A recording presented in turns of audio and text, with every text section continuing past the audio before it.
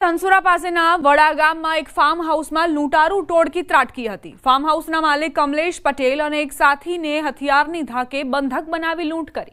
લૂંટારુઓ રૂપિયા 3 લાખ રોકડ અને મોબાઈલને લૂંટ કરી। લૂંટારુઓ માસ્ક અને કાળા કપડાં પહેરીને આવ્યા હતા। લૂંટારુઓ હથિયારોથી સજ્જ હતા અને સંપૂર્ણ રણનીતિ સાથે લૂંટને અંજામ આપ્યો હતો। ઘટના બાદ પોલીસ કાફલો, એસઓજી, એલસીબી અને એફએસએલ ટીમો તપાસમાં જોડાઈ છે। ડોગ સ્ક્વોડની પણ મદદ લેવામાં આવી રહી છે।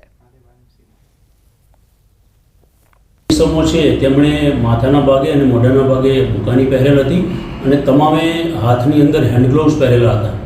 આ બનાવની પોલીસને જાણ થતાં તાત્કાલિક ધનસુરા પોલીસ, એલસીબી, એસઓજી અને તમામ સિનિયર અધિકારી ત્યાં તાત્કાલિક સ્થળ ઉપર પહોંચી ગયેલા। જિલ્લામાં નાકાબંધી કરાવવામાં આવેલી અને ડોગ સ્ક્વોડ અને એફએસએલની ટીમને પણ તાત્કાલિક સ્થળ ઉપર બોલાવી લેવામાં આવેલી। ટીમો બનાવી અને આ ગુનો ડિટેક્ટ કરવા માટેના તમામ પ્રયત્નો ચાલુ છે અને કાયદેસરની કાર્યવાહી ચાલુ છે। 6 જે ઈસમો આવેલા છે એ બુકાની બાંધેલા હતા અને હાથમાં હેન્ડ ગ્લોવ્સ પહેરેલા હતા, એટલે આ જે ગુનેગારો છે એ પ્રોફેશનલ ગુનેગારો હોય એવું લાગે છે અને અલગ અલગ દરેક એંગલોથી પોલીસ અત્યારે તપાસ કરી રહેલી છે। આ તરફ બોટાદના બરવાડા તાલુકાના રામપરા ગામમાં હોબાળો મચી ગયો। એક વ્યક્તિએ અન્ય લોકોના ત્રાસથી ઝેરી દવા ગટગટાવી લેતા સારવારમાં મોત નિપજતા હોબાળો મચ્યો। મૃતકના પરિવારજનોના ઘર પર આવીને પરેશાન કરતા હોવાના આરોપ છે, જેનો એક વિડીયો પણ સામે આવ્યો છે। મૃતકના ભત્રીજાએ પ્રેમ લગ્ન કર્યા હતા।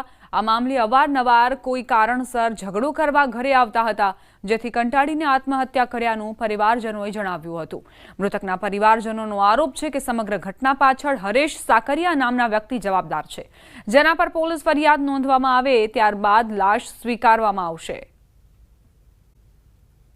સરખેજ વિસ્તારમાં આવેલ બસેરા પાર્ટી પ્લોટમાં તોડફોડ થઈ। આરોપીઓએ ટિકિટ વગર પાર્ટી પ્લોટમાં ઘૂસવાનો પ્રયત્ન કર્યો હતો। આયોજક દ્વારા આરોપીઓને સમજાવતા બબાલ થઈ। આરોપીઓએ બહારથી લોકો બોલાવી તોડફોડ અને મારામારી કરી। 5 આરોપી વગર પાસે પાર્ટી પ્લોટમાં ઘૂસવાનો પ્રયત્ન કરી રહ્યા હતા।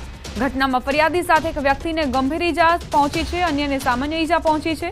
હત્યાના પ્રયાસ અને રાયોટિંગની કલમો હેઠળ ગુનો દાખલ કરાયો છે। 20 લોકોના ટોળા દ્વારા હુમલો કરવામાં આવ્યો હોવાની ફરિયાદ છે।